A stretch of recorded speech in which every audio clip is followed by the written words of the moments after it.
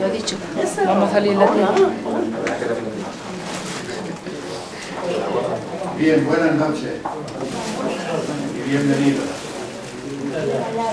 a esta 17ª jornada de Pastoral Obrera, de que llevamos 17 años con esto. ¿Que no se oye? ¿No? ¿Y me oís, verdad? Sí. Vale. Llevamos ya 17 años celebrando la jornada y más o menos siempre por estos mismos días del mes de enero, del comienzo del año. Y siempre tocamos temas en ella, en la jornada, tocamos temas de interés y de actualidad. El año pasado fue sobre la familia y el trabajo, hemos tocado también la globalización, hemos tocado la siniestralidad laboral. Y este año vamos a tocar un tema de máxima actualidad, en el que hay también una suma confusión.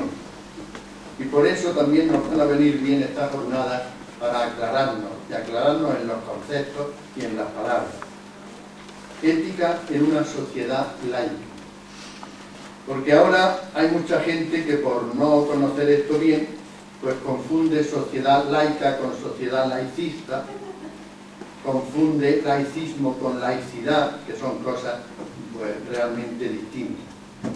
Por eso yo creo que estas jornadas pues nos van a servir, nos van a venir como anillo al dedo para estas cuestiones, para aclararnos en estas cuestiones. Y esta jornada la va a abrir Antonio Navas, que ya estuvo aquí hace un par de meses en un programa de televisión, que estuvimos los dos, sobre la juventud, el programa La Mirada Justa, que ya aprovecho entre paréntesis la oportunidad para decirle que es el programa más seguido de Motril, según nos ha dicho la propia televisión, para que lo vean todos los martes a las 10 y pico de la noche. Entonces Antonio Navas es jesuita, es profesor de Historia de la Iglesia en la Facultad de Teología de Cartuja, de la Universidad de Granada. Y es un hombre que conoce perfectamente este tema, y por eso lo escogimos para que él nos hablara y abriera estas 17ª jornada de Pastoral Obrera sobre la ética en una sociedad laica. Antonio, bienvenido, muchas gracias por tu amabilidad y cuando quieras nos habla. Muy bien. Muy buenas noches a todos y a todas. Vamos a hablar de lo que es una sociedad laica, o básicamente, para entendernos, lo que es el laicismo. Yo no voy a entrar hoy en distinguir demasiado entre laicismo y laicidad, como se hace de vez en cuando también para distinguir que laicismo sería algo menos deseable y laicidad sería algo más deseable. Yo voy a hablar del laicismo más o menos en términos básicos, con la base histórica que tiene ese fenómeno para que entendamos en qué consiste. Luego, como hay más intervenciones, además de la mía, ya se irán puntualizando las formas en que creyentes y no creyentes en un estado laico se pueden relacionar de una forma adecuada y que sea satisfactoria para ambas partes. Bien, ¿en qué consiste el laicismo? El laicismo, la palabra viene de la palabra griega laos, que significa pueblo. Entonces, el laicismo significaría algo así como lo que trata del pueblo. ¿Y por qué lo que trata del pueblo? Pues porque hasta ese momento, digamos que la sociedad, cuando empieza a surgir este término y esta forma de enfocar la vida social, pues lo primero que miraba la sociedad era a Dios, o a la Iglesia, o a las creencias, y de repente, por razones que vamos a decir ahora, pues todo eso se empieza a dejar de lado. Y entonces se busca el punto básico de la convivencia en una sociedad, y ese punto básico de la convivencia se sitúa en el pueblo. De tal manera que las personas que van a fomentar lo que llamamos el laicismo, o también su formación básica como Estado laico, van a ser personas que van a hablar en nombre del pueblo. Unas veces lo harán de una forma más adecuada o más legítima, otras veces se les irá más la mano, pero quieren poner un denominador común para la convivencia que ya no sean las creencias, que ya no sean las iglesias. Esa concepción de la sociedad con el pueblo como base y punto de referencia, lo importante para ellos es que el Estado garantice una sociedad de igualdad para todos. Por tanto, el laico constituye al Estado en una especie de referente moral que sea el que garantice la convivencia entre los ciudadanos. Claro, cuando en los casos que hemos visto a lo largo de la historia al Estado se le ha ido la mano, esta concepción no ha tenido muchas veces contrapeso, pero la idea en sí para ellos resultaba buena. Ahora diré, como he anunciado antes, históricamente por qué esto es así. Y en nuestros días, por ejemplo, tenemos 3 estados que podemos mirar. 2 de ellos laicos, uno de ellos confesional pero tolerante, para que veamos cómo se sitúan las sociedades. Un estado laico, Francia. Francia, a principios del siglo XX, en 1905, decidió separar por completo las relaciones entre la Iglesia y el Estado. Y además fue una ruptura bastante desagradable, digamos una especie de desplante, algo así como hasta aquí hemos llegado, y el Papa de entonces, que era Pío X, la verdad es que se sintió fatal con aquello. Después de pasar mucho tiempo, y después de que en 1920 el propio Estado francés, digamos, se volviera más razonable, fuera más hasta educado, podríamos decir, la verdad es que las cosas empezaron a funcionar mejor. Tan empezaron a funcionar mejor que, bueno, lo último que está pasando en Francia es que un laico de convicciones, como es su actual presidente, Sarkozy, pues le está dando al fenómeno religioso y a la Iglesia un valor que a mí me recuerda en algunos momentos la faena o la jugada que hizo Napoleón cuando se hizo con el poder en Francia y naturalmente tenía a los revolucionarios más ultras en contra de ningún tipo de paso atrás en concesiones a los creyentes.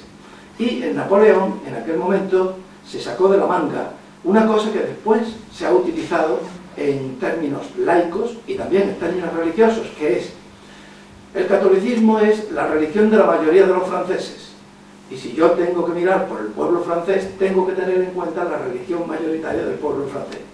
Con lo cual los dejó descolocados, y Napoleón de ahí tomó pie para hacer uno de los primeros concordatos, si no el primero que se hizo en la historia con la Iglesia. Es verdad que después, para contentar a los revolucionarios, allí hizo mangas y capirote, pero bueno, el propio Papa Pío VII agradeció mucho a Napoleón esa posibilidad de reconocimiento dentro de una sociedad como la francesa, que hasta ese momento la Santa Sede había considerado como el ojo derecho de la Iglesia universal, y que de repente se había visto sumergida en todo el lío de la Revolución Francesa a finales del 18.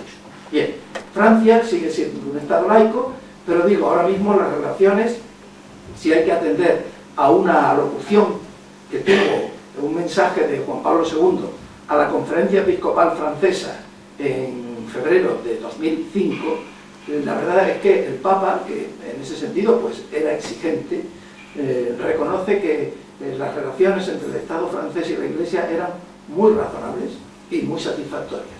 Por tanto, puede haber un laicismo que sea perfectamente compatible con todos los modos de pensar. Eso el laicismo en principio dice que lo es, pero también con todos los modos de pensar religiosos. Ahí ya hay distintos laicismos. Otro estado laico de nuestro tiempo, que no tiene nada que ver con el anterior y es otro mundo, es Turquía. Turquía formaba parte del Imperio Otomano durante la Primera Guerra Mundial. y tuvo la desgracia de aliarse con los que perdieron, o sea, con los países del eje, con Italia y Alemania, y como resulta de eso perdió, pues no sabría yo ahora decir, pero probablemente el 70% del territorio o algo más. Se quedó con lo que es la península de Anatolia, un triangulito en la zona europea en torno a Estambul, y se acabó.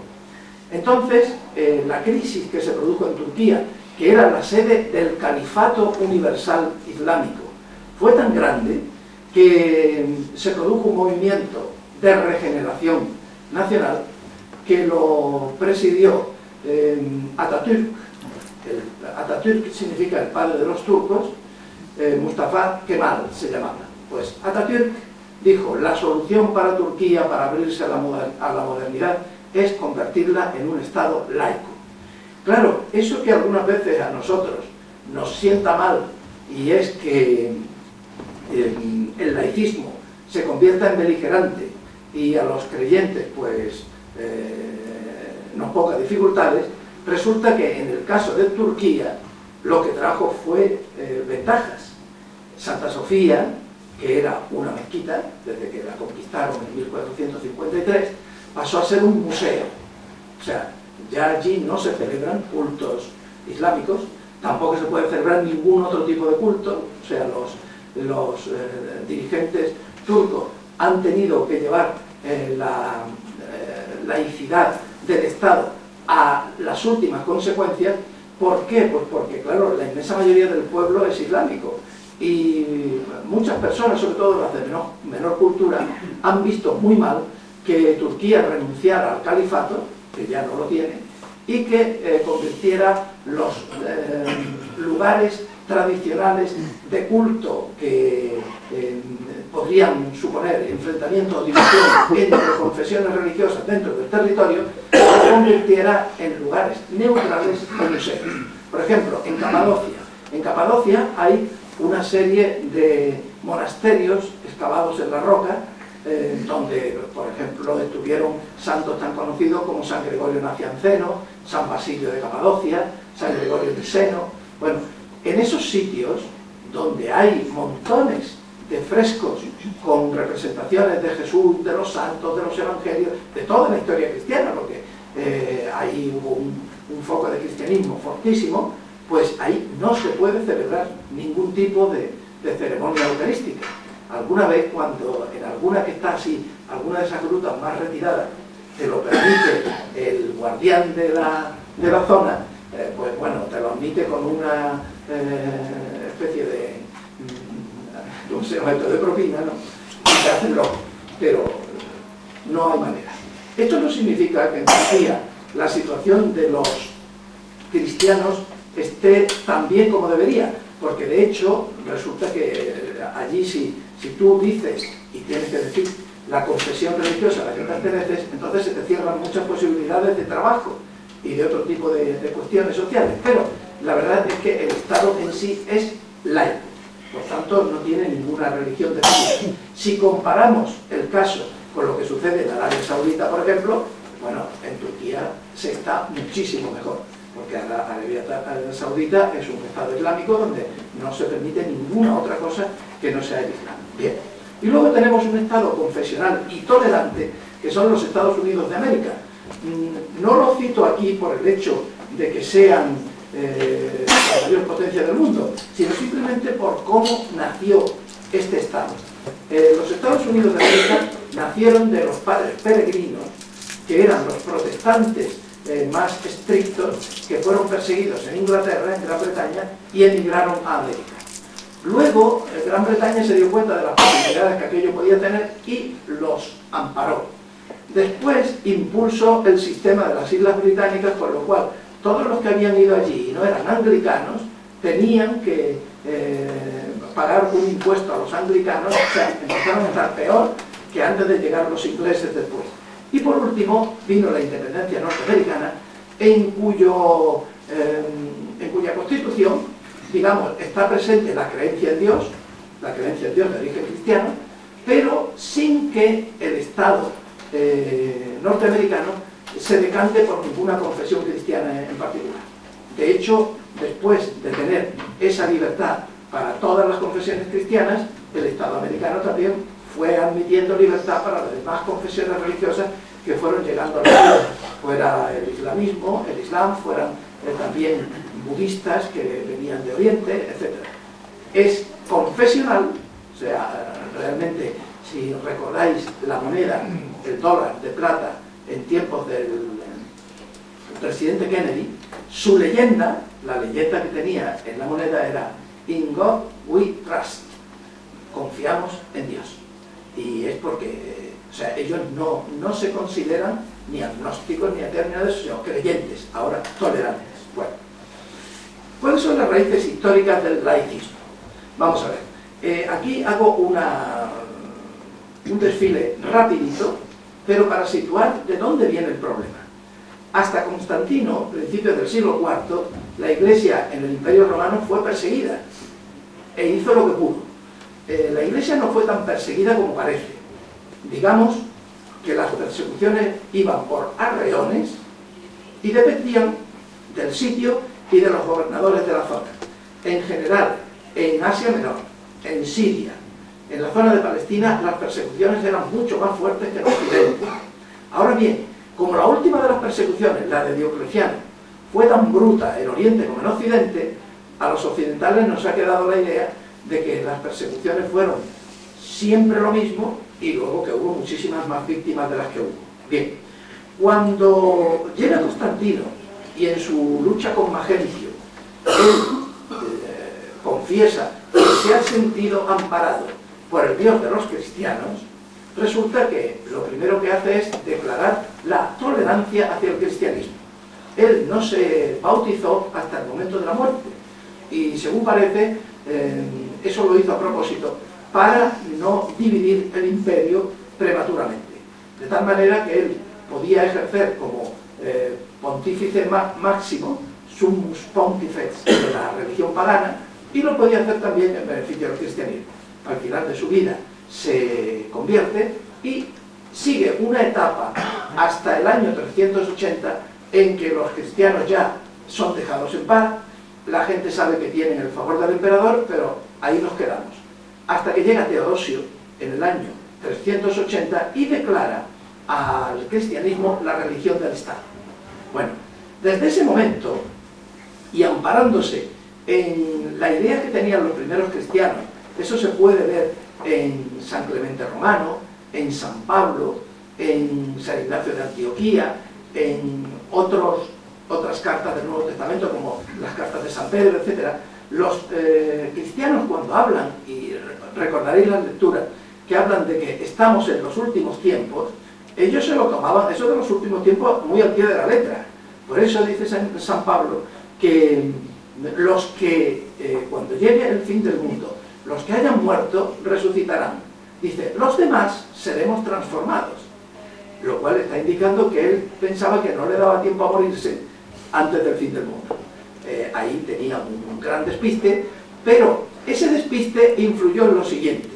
Si dice Jesús, id y bautizad a todos los pueblos en el nombre del Padre, del Hijo y del Espíritu Santo, y los primeros cristianos tienen la idea de que no terminará el mundo hasta que haya sido evangelizado todo el orbe, entonces ellos, por todo el orbe, entienden lo que los antiguos llamaban la oicumene, la zona habitada, o sea, el Imperio Romano. Entonces, vamos a hacer todo lo posible por acelerar la evangelización para que pueda venir antes el fin del mundo, lo que les llamaban ellos la parusía, la presentación final de Jesús y la vida definitiva. Entonces, ¿qué es lo que hacen? Pues, como hemos visto, primero aceptan la protección del imperio y luego convierten el cristianismo en religión de Estado. Desde ese momento, sobre todo desde ya Teodosio, aunque ya todo empezó con Constantino, desde Teodosio en adelante, la idea de la Iglesia es que lo mejor es estar unida al Estado para, entre los dos, colaborar a una evangelización eficaz y que pronto llegue el Evangelio a todos los pueblos y realmente se solucionen los problemas. Pero el problema de este planteamiento está en que el mundo no iba a acabar pronto, sino que el mundo iba a tener más cuerdas de la que parecía. Y entonces, esas relaciones entre la Iglesia y el Estado, que con Constantino fueron idílicas, que ya con Teodosio hubo algún rifirrafe, porque Teodosio en un momento dado a los habitantes de Tesalónica, la actual Saloniki de Grecia, pues que se rebelaron contra él por una cuestión de impuestos y de gobierno, etcétera, etcétera, y les aplicó tal correctivo que en un momento dado, cuando él quiso entrar en la catedral de Milán, San Ambrosio se le plantó en la puerta y le dijo que allí no entraba, por muy emperador que fuera, porque estaban sus manos manchadas de sangre, y hasta que no hiciera penitencia no entraba en la iglesia. Bueno, ese detalle, que lo conoce muy poca gente, los más mayores sí lo solemos conocer porque lo estudiábamos en bachillerato, pero ahora no creo que lo conozcan muchas criaturitas. Bien, eso ahí tenemos ya, precisamente con el emperador que declaró la religión oficial del Estado, el cristianismo, ya tenemos ahí un enfrentamiento muy serio entre el obispo de Milán y Teodosio. Bien, eso seguirá aumentando el conflicto. Cuando el imperio de Occidente se viene abajo, se queda desamparado. El imperio de Oriente sigue pensando que el imperio de Occidente le pertenece, aunque es incapaz de gobernarlo y de protegerlo desde Constantinopla. Entonces, ¿qué es lo que hacen los papas? En un momento dado se busca un protector occidental. El protector occidental, otra vez el Estado, es Pipino el Breve, digamos, la cabeza de la casa carolingia. Luego vendrá Carlomagno. Eso mismo hará que a los orientales les siente fatal el que el Papa se haya inventado un emperador en Occidente, y empieza entonces a funcionar lo que se conoce como el Sacro Imperio Romano Germánico, en que intentan ir de la mano la Iglesia y el Imperio, esta vez en Occidente. En Oriente, el Imperio Romano que queda sigue unido a la Iglesia con una característica muy curiosa, y es que el emperador dispone quién es el patriarca de Constantinopla, cuánto va a durar, si lo depone o si lo deja. En Occidente eso llega un momento en que empieza a funcionar prácticamente así, hasta que llega Gregorio VII en el siglo XI, se sacude la tutela de los señores de Occidente, pero todo lo que es la vida de relación entre la Iglesia romana y el Sacro Imperio Romano Germánico es una cadena constante de malentendimientos, de agresiones, de excomuniones. Vamos, es verdaderamente desastroso. Pego ahora un salto y me voy al siglo XVII. ¿Por qué? Pues porque en el siglo XVII pasa lo que va a dar pie al laicismo en la sociedad europea. Después de la sociedad europea saltará a otros sitios, pero el laicismo nace en la sociedad europea. En el siglo XVII, desde 1609 a 1648, se produce la Guerra de los 30 años. La Guerra de los 30 años tenía su origen en que el imperio alemán, que ya estaba profundamente dividido religiosamente entre católicos, luteranos, calvinistas, anabaptistas, zwinglianos y toda una ristra mayor, tenía un punto débil que era el siguiente: la elección del emperador. La elección del emperador estaba constituida por 7 electores. De esos 7 electores, 3 eran obispos, 3 eran luteranos, y quedaba el cuarto, que ni era obispo ni era luterano. Pero naturalmente los luteranos y los calvinistas intentaron ese cuarto elector ganárselo a ellos. Lo intentaron hacer por las bravas. El elector del Palatinado en Alemania un buen día se metió en Praga y robó, por decirlo de una forma rápida, la corona de Praga. La corona de Praga era el rey, se llamaba entonces el rey de romanos. Este era el cuarto voto, el que estaba en el. En ese momento los luteranos apoyaron a los católicos para recuperar Praga, porque era insólito que un señor, contra los derechos de la dinastía de Praga, los Habsburgo, usurpara un trono. Eso era tan gordo que no se pudo tolerar. Pero pronto lo que empezó a primar en la Guerra de los 30 años, que tuvo 4 periodos consecutivos, fueron los planteamientos religiosos. Ya a partir del segundo enfrentamiento, los luteranos más bien se alían con los calvinistas o hacen rancho aparte por su cuenta, y esa guerra, que duró 40 años y devastó Europa, sobre todo el centro de Europa, al final acabó siendo la guerra más absurda del mundo, porque en los ejércitos católicos había a lo mejor más luteranos que católicos. Pero es que en los ejércitos luteranos también había más católicos o calvinistas que luteranos. Total, ya nadie sabía por qué se estaba peleando. En el fondo, se estaba peleando por la hegemonía europea. A última hora, Francia, la católica Francia, entró del lado de los protestantes y consiguió la derrota definitiva de los católicos. Pero al europeo medio le quedó la impresión siguiente: luteranos, calvinistas y católicos nos han llevado a este desastre. Y entonces la gente pensante de Europa dijo: tenemos que formar una sociedad en la que no dependamos de la gente de fe, de los cristianos de las distintas iglesias, porque ellos nos han llevado a ese desastre y nos llevarán a otros desastres mayores. Por tanto, tenemos que hacer una sociedad en que nos apoyemos en el pueblo y en sus derechos. Muchos de los derechos que piensan del pueblo van a ser de origen cristiano, pero ahora ya eso no les interesa subrayarlo, porque quieren separarse de todo el mundo confesional. Y entonces vamos a hacer una sociedad distinta. Esa sociedad distinta se hace a base de lo que se conoce como el deísmo.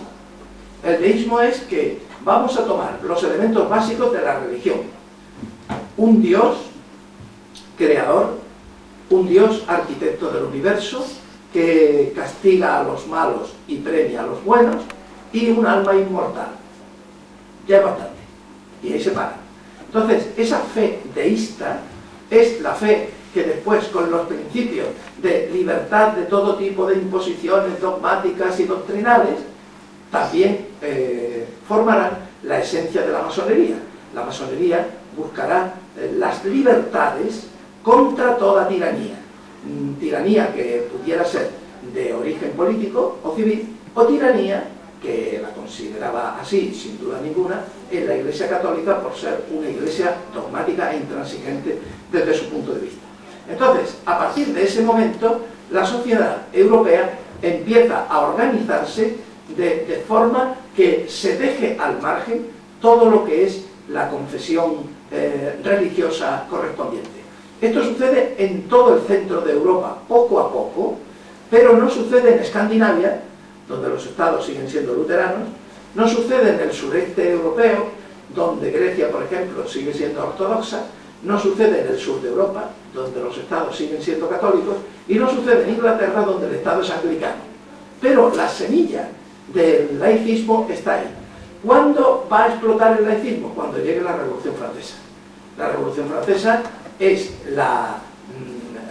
digamos, la consecuencia de hacerle ver al pueblo los derechos que tenía conculcados, algunos más verdad, otros más exagerados, y entonces el propio pueblo rompe por las amarras que tiene, tanto en la situación político-social desagradable y no favorecedora para ellos, como su relación con las iglesias, y entonces tenemos un fenómeno curioso, y es que los ejércitos imperiales de Napoleón, y esto tiene castaña, son los mayores difusores de esta nueva forma de entender el gobierno y la organización social. O sea, principios revolucionarios que den una base laica al margen de las iglesias. Bien, una vez que tenemos eso, la Iglesia, cuando acaba la guerra de los 30 años, intenta mantener sus posiciones e intenta tener un papel en la sociedad. Ahí se nota perfectamente cómo el desengaño que se ha producido no quiere admitir ningún tipo de influencia religiosa, y aunque ella quiere participar en la paz de Westfalia al final de la guerra de los 30 años para, en fin, solucionar los problemas que quedan de una forma razonable, la rechazan y no puede hacer nada. Cuando a principios del siglo XX, Francia, que ya había sido sacudida desde el siglo anterior, desde finales del siglo XVIII por la Revolución Francesa, acaba rompiendo amarras y diciendo: nosotros como Estado no tenemos nada que ver con la Iglesia es una asociación más y no tenemos ninguna relación con ella, la verdad es que a la Iglesia Católica aquello, como decía antes, le sentó tremendamente mal, porque hasta con Napoleón había habido concordatos, pero es que en este momento rompieron del todo. Y Francia entonces se convierte en un ideal para otros estados que hubiera alrededor, entre ellos, por ejemplo, para España. En España los revolucionarios constitucionales de la Constitución de 1812 eran sobre todo de corte francés, más que de corte británico. Los digamos, liberales, los librepensadores de corte británico eran mucho menos agresivos en sus planteamientos que los franceses. Sin embargo, los constitucionales españoles eran más de corte francés. Entonces, por poner un caso, en España tenemos todo un siglo XIX en que hay unas tensiones tremendas por influencia de todo lo que ha ido sucediendo, sobre todo en Francia, y de los nuevos aires que buscan una organización de la sociedad laica, prescindiendo o arrinconando todo lo que fueran planteamientos religiosos para la sociedad. Al entrar la invasión francesa, se produce inicialmente un cerrar filas en torno a la patria y a la tradición.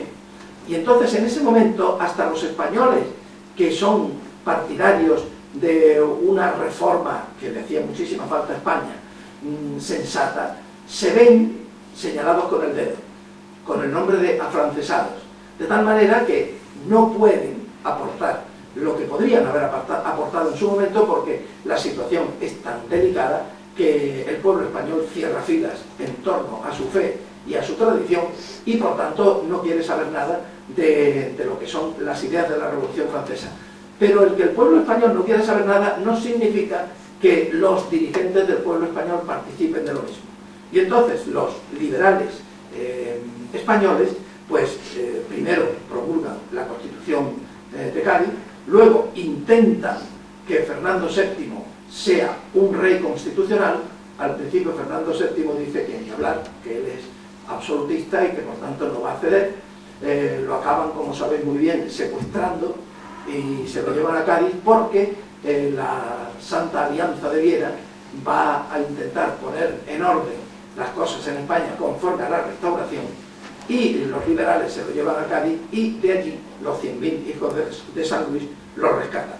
Entonces, ya fijaos, desde Carlos III y Carlos IV, reyes catolicísimos, empieza un fenómeno en España que se conoce como el fenómeno de las desamortizaciones, y es que los bienes de la Iglesia pertenecen al pueblo y por tanto no tiene derecho, salvo que esté muy justificado por el beneficio al pueblo, no tiene derecho a quedarse con ellos.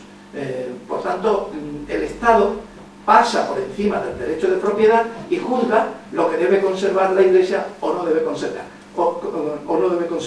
La primera desamortización se da en los reinados de Carlos III y Carlos IV, fruto de la expulsión de los jesuitas de España y de la confiscación de todos sus bienes. Sin ir más lejos, pues ahora mismo la Universidad de Granada, el mejor fondo de libros antiguos que tiene, que la tiene en la biblioteca del Hospital Real, pertenece a la Compañía de Jesús, pero nadie se le ocurrió devolverlo nunca. Allí sí. Así que bueno, a nosotros nos agrada el que sirva para la cultura y que esté en una institución como la Universidad de Granada, donde eso se aprecia. Pero es curioso, en ese momento pues se hacen mangas y capirotes de todo lo que formaba parte de la Compañía de Jesús y ya nunca más se recupera. También se hicieron desamortizaciones en los colegios mayores que había entonces, que no son exactamente como los colegios mayores de ahora. Eran una especie de apéndice de la universidad, pero donde los monarcas absolutistas, Carlos III y Carlos IV, veían personas que atentaban contra su autoridad. No es que atentaran contra su autoridad, sino que el concepto de autoridad que tenían los monarcas absolutistas es que ellos no tenían que darle cuenta a nadie nada más que a Dios. Sin embargo, los colegios mayores, en muchos casos influidos por la Compañía de Jesús, pues se mantenía el planteamiento monárquico tradicional español, que es que la autoridad viene de Dios al pueblo. El pueblo se la reconoce al rey, pero el rey tiene que darle cuentas a Dios y al pueblo. Y como los Borbones en ese momento no estaban por darle cuenta a nadie, pues intentaron suprimir los movimientos de los colegios mayores que les hacían sombra en su forma de entender la autoridad. Bien, luego el favorito Godoy también hizo más desamortizaciones. José I, el hermano de Napoleón, el famoso Pepe Botella, que no cataba el vino, lo que pasa es que el pobre vino en un momento malísimo y le pusieron ese nombre, pues José I hizo una desamortización, pero muy razonable desde mi punto de vista. O sea, durante la guerra de la independencia, él tomó los beneficios que producían los bienes eclesiásticos para financiar la guerra, pero sin cuestionar su propiedad y dejando de percibir los beneficios cuando ya, digamos, la guerra la tenía perdida. Por tanto, él no tocó la propiedad de la Iglesia. Pero luego, en 1836, vino el famoso ministro Álvarez Mendizábal y ahí ya hizo la desamortización a lo bruto, con la cosa de lo que sucede tantas veces en España, y es que el que hizo la desamortización, la ley, no siguió de ministro para llevarla a cabo, con lo cual aquello ya se convirtió en una oportunidad, sobre todo a nivel local, para hacerse con una serie de edificios, de lugares, de fincas, de propiedades que en muchos casos se malvendieron. Bien, pero fijaos cómo ahí ya tenemos el principio laico influyendo, mirando a la Iglesia en concreto como una especie de enemiga del pueblo. Todavía eso ya traerá consigo las guerras carlistas, que serán la expresión otra vez de querer defender la patria y la religión contra los ataques de los liberales. Sin embargo, también hay que decir que los carlistas tenían un concepto de la sociedad tan atrasado y tan antiguo que los propios católicos españoles se veían entre la espada y la pared. Bien, en España, digamos que el laicismo nunca acabó de cuajar del todo. No acabó de cuajar del todo que pasábamos de una situación de monarquía pues parlamentaria o constitucional más o menos del tiempo de Alfonso XIII, que eso había venido después de la Primera República, una Primera República que acabó casi en el cantonalismo, en que casi cada ciudad era un estado. Luego llegamos a la Segunda República y luego acaba en la Guerra Civil, porque digamos que el laicismo en la Segunda República en una serie de momentos tuvo tintes tan agresivos que, como sabéis muy bien por la historia, hubo quien opinó que aquello ya se pasaba de castaño oscuro. Vino la rebelión militar, vino la época de Franco, y en la época de Franco se gestó algo que todavía estamos sufriendo, y es que Franco consideró, habría que hacer casi un paralelismo como el de Constantino, ¿no? Consideró que la Iglesia podía ser una excelente aliada para la idea que él tenía de cómo reconstituir España. Y entonces, durante los tiempos de Franco, la Iglesia tuvo todo tipo de favores para ejercer su labor, con algunas cortapisas más subterráneas que a primera vista, pero la verdad es que durante mucho tiempo la impresión que tuvieron los españoles es que la Iglesia y Franco pues formaban un único bloque. Entonces, claro, con lo mucho que duró la dictadura, con las heridas que quedaron, por una parte de la época de la República y de la guerra en un bando, por otra parte de la dictadura, de las represalias sobre todo de la primera época, etc. Resulta que en España ha quedado una herida profunda, y esa herida profunda hace que una serie de españoles y españolas sigan pensando respecto a la Iglesia y a lo religioso como pensaban los revolucionarios franceses de la Revolución Francesa, de finales del siglo XVIII. O sea, en términos equivalentes a decir que el pensamiento religioso es un pensamiento que es nocivo para la sociedad, porque es intransigente y enfrenta a los ciudadanos, a unos con otros. Entonces, digamos que las personas que han tenido un concepto más laico de la sociedad en España, o han atacado a la Iglesia, o han hecho lo posible por no favorecerla, porque siempre han pensado que la Iglesia es una institución dañina para España. La verdad es que en nuestra historia la Iglesia no siempre ha acertado. Y bueno, uno de los momentos, aunque es explicable, pero no acertó mucho, fue en la forma de comportarse en el tiempo del general Franco. Pero, como digo, eso ha dejado esa especie de presagio. Y bueno, ahora, cuando en todo lo que nos queda de elecciones, nos queda por la parte laicista o laicizante de la sociedad española, nos queda que oír todo tipo de cosas en relación de fomentar la desconfianza hacia la Iglesia y hacia lo que el ideario o el planteamiento vital de la Iglesia supone. Yo no creo en ningún caso que sea por mala fe, porque muchas de esas personas que hacen eso lo hacen movidos porque en sus familias, en sus casas, en su historia han sufrido pues en familiares, en bienes, en lo que sea, en libertad, han sufrido los inconvenientes de esa falta de vista que algunas veces ha tenido la Iglesia en la historia de España, ¿verdad? Pero claro, se nota muchísimo la diferencia en ese sentido en España con la mayor parte de los países más antiguos de la Unión Europea, en que en la Unión Europea ya eso ha desaparecido, esa especie de reserva o de desconfianza hacia los principios religiosos, eso ha desaparecido, de tal manera que fue en la Unión Europea, y en concreto en Alemania, donde se inventó aquello de poner la cruz en la casilla de los impuestos, porque se considera que cualquier asociación religiosa es benéfica para la sociedad.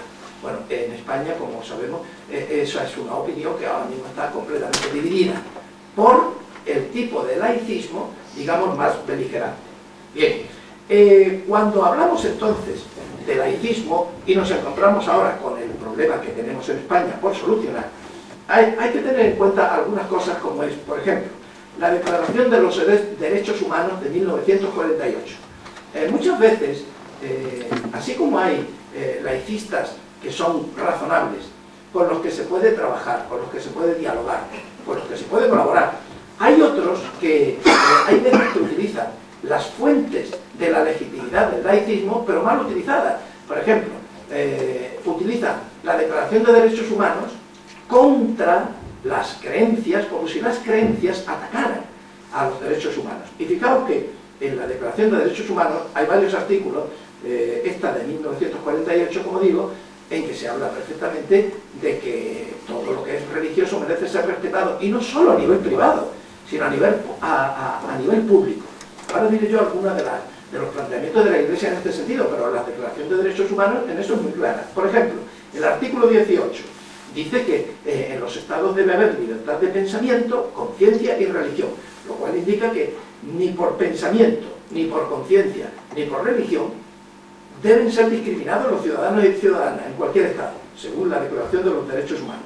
El artículo 26 habla de que hay que fomentar la comprensión y la tolerancia con los grupos religiosos y entre ellos. Y en ese mismo artículo, en el párrafo 2, se dice que los padres son los que tienen derecho a educar a sus hijos según sus convicciones. Y el artículo 30, este sí que es contundente. El Estado no tiene derecho alguno sobre los derechos y libertades que se reconocen en esta declaración. Por tanto, aunque los laicos, razonablemente y desde su punto de vista, puedan considerar al Estado el garante de las libertades, pero el garante de las libertades significa sin colarse y sin renegar de ninguno de los artículos de la Declaración de los Derechos Humanos. Yo suelo decir que una de las cosas que a mí siempre me han gustado más de la Compañía de Jesús es que cuando nosotros hacemos los votos o las promesas definitivas, pues, y las primeras también, hay una cosa que se dice siempre, que yo hago voto de pobreza, castidad y obediencia según las constituciones de la Compañía de Jesús. Eso significa simplemente que un superior, para mandarme algo, tiene que hacerlo conforme a las constituciones, no se puede salir de ahí, porque como se sale de ahí yo le puedo hacer así, cariñosamente, y se queda con lo que mandó, pero sin que yo lo cumpla. Entonces, Cuando la Declaración de Derechos Humanos dice que el Estado no tiene derecho alguno sobre estos derechos y libertades, quiere decir que ningún Estado tiene derecho a constreñir o limitar esos derechos y libertades, por mucho que quiera hablar de que lo hace en nombre del pueblo. Porque el pueblo debe tener garantizadas sus libertades básicas. Bien, curiosamente, da la impresión de que nosotros ahora, en concreto, estamos sufriendo la no aplicación práctica del Vaticano II. El Vaticano II fue una realidad que la debemos en gran parte a la gran sensibilidad de Juan XXIII, que fue el primer papa que en vez de dirigirse solo a los católicos se dirigió a todos los hombres y mujeres de buena voluntad. Yo recuerdo perfectamente, ya cuando me informé bien de todo lo que había estado pasando en el pontificado de Juan XXIII, los sectores más cerriles de la curia romana se sentían molestísimos de que un papa hablara a todos los hombres y mujeres de buena voluntad. O sea, tenía que hablar por encima, no al nivel. Sin embargo, eso fue lo que hizo que Juan XXIII llegara a todo el mundo y todo el mundo le prestara atención. Yo llevo varios años dando una asignatura de libre configuración en la Universidad de Granada que se llama Las religiones y la paz en el mundo. El último capítulo es explicar la Pacem in Terris, paz en la tierra, la encíclica de Juan XXIII. ¿Queréis creer que no ha habido nunca un solo alumno que me haya protestado porque el último capítulo sea ese? Porque está tan dirigido a cualquier persona de buena voluntad que, vamos, si alguno se molesta, más bien hay que dudar de si tiene esa buena voluntad. Bueno, entonces, el Concilio Vaticano reconoce la autonomía de lo temporal. Por tanto, los poderes públicos tienen derecho a gestionar con total autonomía todo lo que es temporal. La Iglesia lo que pretende es servir de ayuda en lo que ella puede aportar. Y el Vaticano II deja muy claro que la ayuda que la Iglesia puede prestar es de tipo trascendente y no de orden político. Todo cristiano o cristiana tiene derecho a meterse en política y a trabajar ahí conforme a sus convicciones. Pero la Iglesia no debe meterse en la liza política, porque entonces desvirtúa lo que es su función. Su función es ser una instancia moral que puedan tenerla en cuenta no solo los creyentes, sino los hombres y mujeres de buena voluntad. Ahora, si la Iglesia se convierte en una instancia moral exclusivamente para católicos y la quiere transmitir al resto de la sociedad, se está excediendo de sus funciones. Si eso alguna vez pasa en España y resulta que los laicistas también se pasan por el otro lado, pues ya tenéis de vez en cuando los rifirrafes que vamos contemplando. Bien. La Iglesia dice que aspira a comportarse en la sociedad como un pueblo más entre otros pueblos. Y esto tiene dos caras, ¿eh?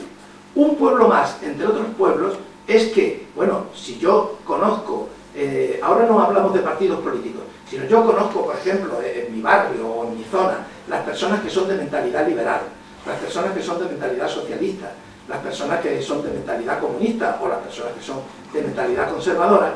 Bueno, esos son pueblos, personas, grupos humanos que tienen un color, ¿no? La Iglesia, por una parte, aspira a ser un grupo humano también con un color. No un color político, un color, digamos, moral. Dentro de la Iglesia cabe perfectamente toda la diversidad política. Pero también, cuando dice que quiere ser un pueblo presente entre los pueblos, la Iglesia Católica sigue aferrada a una cosa que desde mi punto de vista sería bueno que soltara definitivamente, y es a ser un Estado entre los Estados. El Vaticano tiene consideración de Estado, el Vaticano tiene embajadores, que son los nuncios, y el Vaticano se comporta como un Estado entre los Estados, cosa que, por ejemplo, los protestantes, ortodoxos y muchos católicos no entienden, no entendemos. Eso tuvo su razón de ser, tuvo su historia, es fruto primero de una necesidad, porque a Italia no había quien la defendiera y se tuvo que poner a gobernarla el Papa, pero después, sobre todo, de que perdió los estados pontificios en 1870, ya era hora de que todo el gobierno de la Iglesia se hubiera reducido a ser un gobierno de la Iglesia y se acabó, y dejar el Estado Vaticano. Pero eso sigue ahí, y eso sigue ahí creando conflictos. ¿Por qué? Pues porque, por ejemplo, si en América Central o en América del Sur hay conflictos entre la gente menos favorecida y la gente más atacada. Ya sabéis que allí las situaciones económicas son delirantes, aquí no hay nada parecido con aquello. Resulta que si algún sacerdote o algún obispo interviene para remediar esas situaciones, los estados tienen siempre la puerta abierta para protestarle al nuncio, que es el embajador, y el nuncio para meterse con el cura o el obispo que levante la voz. Ya sabéis cómo a Monseñor Romero se lo cargaron, o sea que más claro aún bien. Entonces esa es una cosa que está ahí y que es ambigua. Y luego dice que pide libertad para vivir y expresar la fe propia. Algunas veces, desde mi punto de vista, esta petición de la Iglesia peca de rácana. Tendría siempre que decir libertad para vivir y expresar todas las personas sus propias convicciones y nosotros también las nuestras. Algunas veces solo nombra las propias y eso desde fuera se percibe mal. Ya está la Iglesia buscando nuevos privilegios y entonces eso hace daño. Bien, ¿cómo relacionarse con el laicismo? Con esto termino por si me queréis preguntar alguna cosilla y si la sé, la explicaré. En el laicismo hay concepciones distintas de lo que se conoce como derecho natural. Pero es que en el cristianismo también hay concepciones distintas de lo que se conoce como derecho natural. Y según aquella famosa comedia de Pedro Muñoz Seca, aquí habría que decir que los extremeños se tocan. Los extremos se tocan. Y vais a ver por qué. Fijaos, entre los laicistas los hay que dicen, vamos a ver, nosotros nos debemos al pueblo, nosotros debemos separar los asuntos del Estado de los asuntos confesionales, pero las confesiones religiosas deben ser respetadas, deben tener libertad de acción, deben tener incluso pues, un tratamiento respetuoso y considerado por parte del Estado porque son asociaciones benéficas. Pero hay otro tipo de laicistas que están viendo por detrás la guerra de los 30 años, en nuestro caso la guerra civil, que entre paréntesis no la provocó la Iglesia, pero hay quien lo dice así con toda tranquilidad del mundo. Bueno, y entonces, este tipo de laicismo es un laicismo beligerante contra los principios religiosos. Claro, con estos segundos es muy difícil entenderse. Con los primeros fácilmente se puede uno entender. Puedo leeros alguna frase de las que Juan Pablo II dedicaba a los obispos de Francia, precisamente hablando del centenario de la separación de la Iglesia y del Estado. Fijaos las palabras, yo cuando lo leí me llamó la atención, porque indicaba que Juan Pablo II estaba muy contento con el laicismo francés. Conozco la estima en la que tenéis a los responsables de la nación y los vínculos que mantenéis con ellos, estando siempre dispuestos a aportar vuestra contribución a la reflexión, eso es lo que dice Vaticano II, en los ámbitos donde se juega el futuro del hombre y de la sociedad. Pero fijaos, conozco la estima en la que tenéis a los responsables de la nación. No nos vamos a meter ahora en discusiones que no vienen al cuento, pero yo creo que nuestros responsables no manifiestan precisamente ahora una especial estima por los responsables de la nación. La situación es muy distinta. Naturalmente, los rifirrafes y las tortas son de más calibre, como es lógico.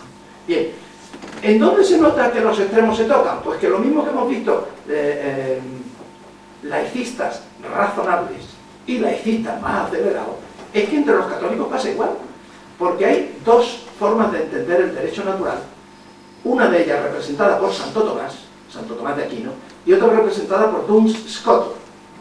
Eso se vivió especialmente de una forma trágica cuando la conquista de Granada por los reyes católicos. Fray Hernando de Talavera, a quien el Señor seguro tiene en su gloria porque fue un obispo fantástico, aplicó el principio de Santo Tomás de Aquino.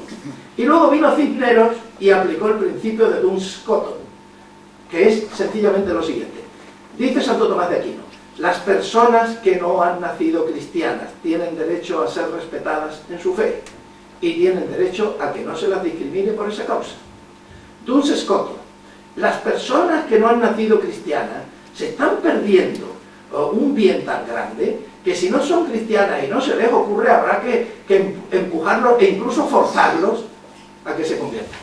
De hecho, eso fue lo que hicieron en el segundo momento, de tal forma que o te conviertes o a África. se produjeron las conversiones forzadas, luego la rebelión de los moriscos, luego.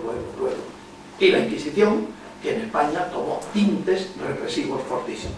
Claro, como veis, tenemos dos conceptos en los laicistas y dos conceptos en los católicos. Pues depende de qué grupo conecte con cada grupo para que salten chispas y fuegos artificiales complejos. Las relaciones tempestuosas de la historia de España hacen difícil entenderse. Sería muy importante que nadie pretendiera imponer sus creencias a otros. Juan Pablo II no era precisamente un papa que estas cosas las mirara así, da lo mismo. No, a él le gustaba que las cuestiones de la Iglesia se defendieran y se defendieran seriamente. Y si en un país tan laico como Francia, que es el arquetipo del laicismo, está diciendo que está contento con las relaciones que hay entre los obispos y sus gobernantes, quiere decir que hay forma de que eso se pueda hacer bien, ¿no? Con mutuo respeto. Nadie debe verse obligado a ocultar sus propias concepciones. Ni quien va a trabajar en ambiente religioso, si no es tan religioso, ni quien va a trabajar en ambiente laico, si no es tan laico. Habrá cosas en las que ambas cuestiones se tendrán que tener presentes, pero evitando lo que sea discriminación. El conflicto es especialmente duro en el terreno de la enseñanza. El terreno de la enseñanza hace muchísimo tiempo que todo el mundo sabe que es el terreno donde se juega el futuro. Y entonces, claro, el terreno de la enseñanza es donde hay los intentos mayores de arrimar el ajo a la sardina. Ya cada cual y cada cual tendrá la idea que tenga, que se habrá hecho, de los distintos grupos que inciden en la enseñanza en España. Yo creo que, sin meternos ahora a hacer disecciones, sí está claro que hoy por hoy la enseñanza en España está sometida a este tipo de presiones estratégicas que lo que están redundando es en un perjuicio tremendo de los alumnos.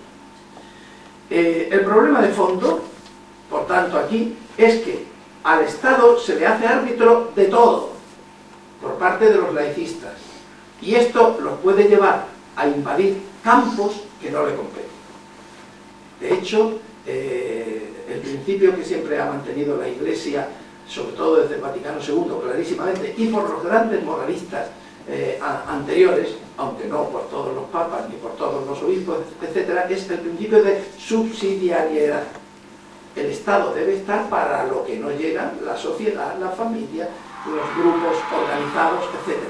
Pero el laicista cree, sobre todo si es más recalcitrante, que si eso sucede así, entonces va a haber represión, manipulación, falta de libertad, etc. Por ambas partes, por tanto, lo que habría que procurar es tener comprensión mutua, primero, y después de ahí, respeto mutuo, para que pudiera funcionarse de una manera armónica. Porque todo lo que no sea eso, pues lo que nos va a seguir llevando es a bandazos para un sitio y para otro, con perjuicio de nuestra convivencia y, en el caso de la enseñanza, con perjuicio de las generaciones más jóvenes. Hasta aquí he llegado. Si ahora me queréis preguntar algo y lo sé.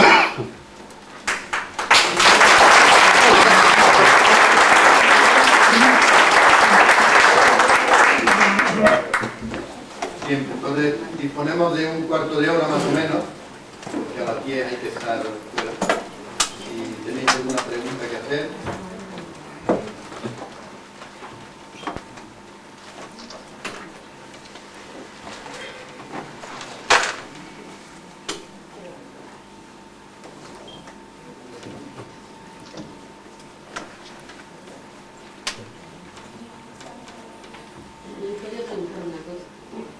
A ver, Escarlita. ¿Sí? ¿Ha hecho usted antes la alusión cuando los jesuitas hacen los votos? Sí. Que votan que tienen una constitución, ¿no? Sí. Y que en general no puede, así porque sí. Sí. ¿Así? Ustedes pueden...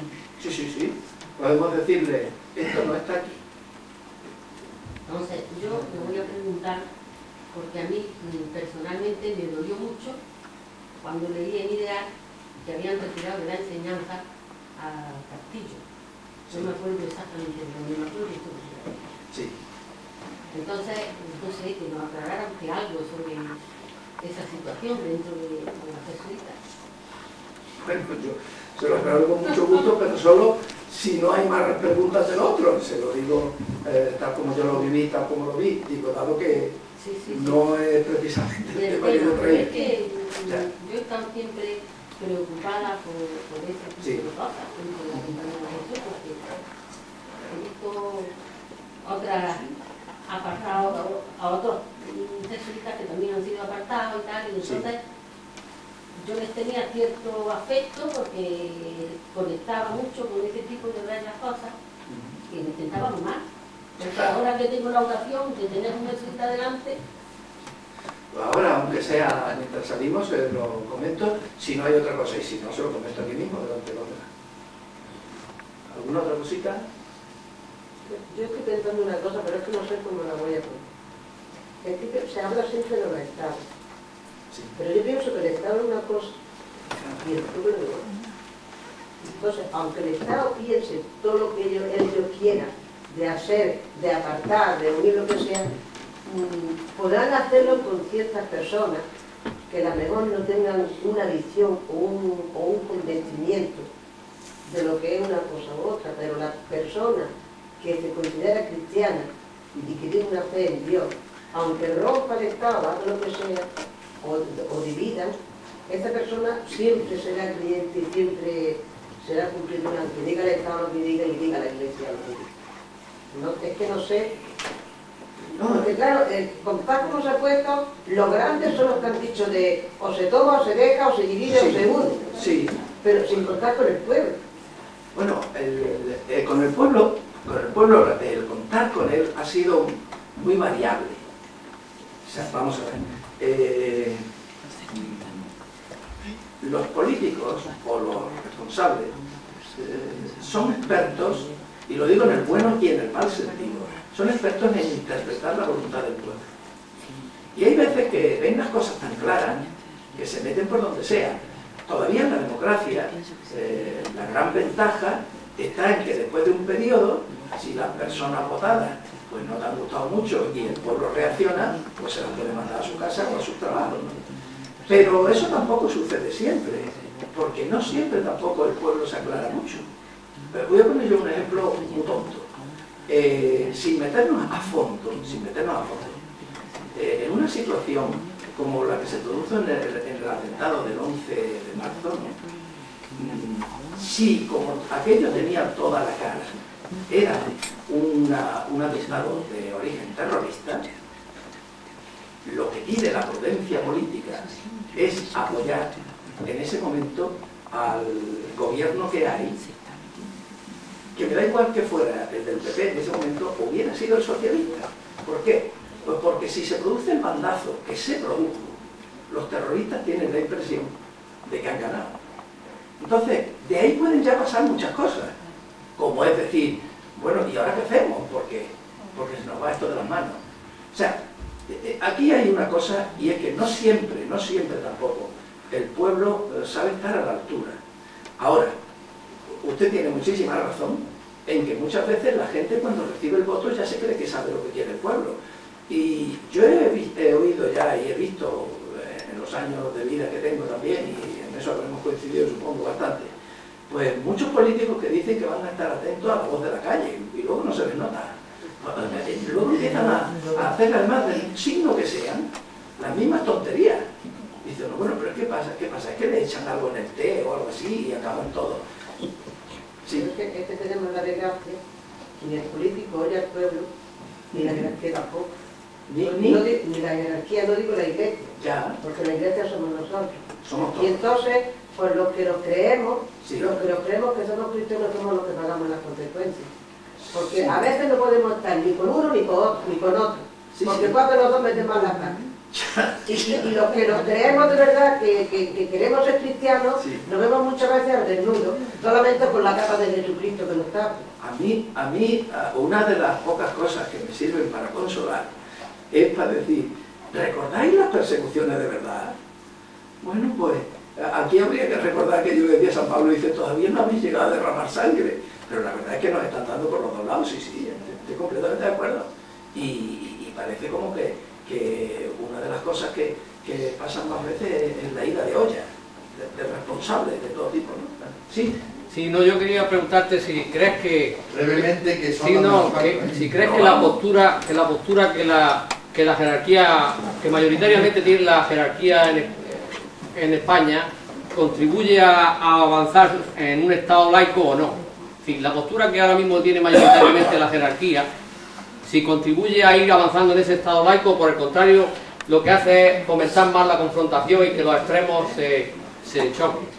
Vamos a ver, a mí la impresión que me da es que en la jerarquía católica española pasa una cosa que suele pasar en todas las jerarquías, a nivel nacional y a nivel mundial. Y es que funciona mucho lo que es el corporativismo. O sea, los obispos se apoyan unos a otros. Entonces, en determinadas iniciativas, uno ve que determinados obispos digamos que se ponen al frente de la iniciativa, ¿no? Otros obispos no. Y tú percibes que es que no les gusta, pero mandan adhesiones. Y entonces dices tú, bueno, pero vamos a ver, si manda adhesión, pues vaya usted. Y si no va, ¿por qué manda adhesión? O sea, yo lo que noto más, siempre lo he notado mucho, es el corporativismo. Ahora mismo hay un presidente de la Conferencia Episcopal Española. Yo creo que la mayor parte de los que estamos aquí conocen menos quién es el presidente de la Conferencia Episcopal Española que los que están moviendo el cotarro de una forma o de otra. Y estamos en una situación verdaderamente desconcertante, porque yo no acabo de entender qué se pretende con ese tipo de cosas. No lo acabo de entender. O sea, si la Iglesia no hubiera defendido siempre la familia, pues se podría explicar bueno, diera un aldabonazo, oye, que a lo mejor se os ha olvidado, pero yo suelo decir una cosa, y es que yo no he oído ningún cura nunca que a mí me haya dicho que sea malo. Todos me dicen que sea bueno, cada uno lo entiende a su manera, como es lógico, pero eso lo entiendo. Pero tampoco hay que formar nada. Yo cada vez, por ejemplo, que la Iglesia, y eso en España nos pasa mucho, repite lo de siempre como si fuera nuevo, a mí mismo me sienta mal. Que el aborto es malísimo, ya lo sé. Que se me ha olvidado, no, ya lo sé. Ahora, ¿usted qué me está diciendo? Que además de que el aborto es malísimo, quien aborta es malísima. Ah, mire usted, espere usted, que el propio Jesús en el Evangelio dice que no tenemos capacidad de entrar en la conciencia de nadie. Por tanto, o sea, se habla una cosa y se está pensando en otra, y es un lío tras otro. Y estoy de acuerdo, ustedes lo están expresando muy bien. Y cuando se intenta poner un poco de sensatez, vamos, es que te falta hasta el cable del funámbulo, ese que se va sobre el cable, hasta eso te falta para apoyarte, muchas veces. Sí. Una pregunta, ¿ve usted lógico que los obispos españoles se metan en política, como se están metiendo? Vamos a ver, yo, no, vamos a ver, he dicho antes que dice el Vaticano II claramente que la Iglesia no se debe meter en política porque no es su función. Si los obispos, usted opina que se meten en política, no están haciendo lo que deben. Yo supongo que si usted le dice eso, dirán que no, que ellos no se meten en política. Pero es que estamos, sé que lo han dicho. Es que, por eso digo, es que se habla de una manera y se entiende otra. Eso es como alguien que te dice, ay, lo que te quiero, y te pega una aguantada y te devuelve la cara del revés. Y dice, pues menos mal que me quiere. Es que esa forma de hablar y de comportarse la estamos teniendo constantemente. O sea, yo estoy convencido y casi amistosamente, ¿no? Yo desafío a cualquiera a que vaya y le diga a uno de ellos y le diga, usted se ha metido en política. ¿Yo? Ni hablar. ¿De dónde sacó usted eso? Y claro, ya ante eso, ¿qué hacemos? Pues lo que hacemos, pasar por malos ratos. Pero sí pueden opinar como una persona normal. A ver, perdón. Que sí pueden opinar como una persona normal. Como una persona normal, por supuesto. Por supuesto. Pero no puede. Pero yo, vamos a ver. Es que estos terrenos son tremendos.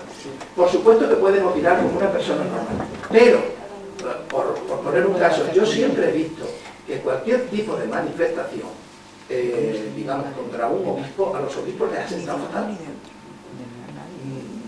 Ellos deberían pensar también que eso le puede sentar fatal a otros. Entonces, si se les echan encima, pues que lo lleven con paciencia. ¿Que tienen derecho a expresarse? Por supuesto. Pero yo, por ejemplo, como jesuita, no tengo derecho a hablar en nombre de la Compañía de Jesús. Porque hay muchas opiniones dentro de la Compañía de Jesús, y por lo menos si me preguntan la mía, tendré que decir, miren que es la mía. Que habrá quien, cuando yo le responda a esta amiga nuestra sobre lo del padre Castillo, pues habrá quien diga, Antonio, eres un cafre, porque te has pasado por este lado. Pero es que habrá otro que me diga, es que eres un cafre porque no has llegado ni a la mitad del camino. Bueno, pues muy bien, vamos a hacerlo así. Pero es que todavía en la Iglesia tenemos muchas veces la mala sombra de que se habla con demasiado dogmatismo. Esto es lo que dice la Iglesia. No, mire usted, la Iglesia dice muchas cosas. Y se pueden tener opiniones muy diferentes sobre cosas muy fundamentales sin salirse de la doctrina cristiana. Y eso entre nosotros ahora no está bien. Quienes recuerden la época de Monseñor Enrique Tarasco, la conferencia episcopal española entonces era muy diferente. Muy diferente. Los propios curas se sentían muy encajados con la conferencia episcopal española, con sus obispos, etc. Ahora hay una sensación de mar de fondo que no se acaba de aclarar. Se acabó.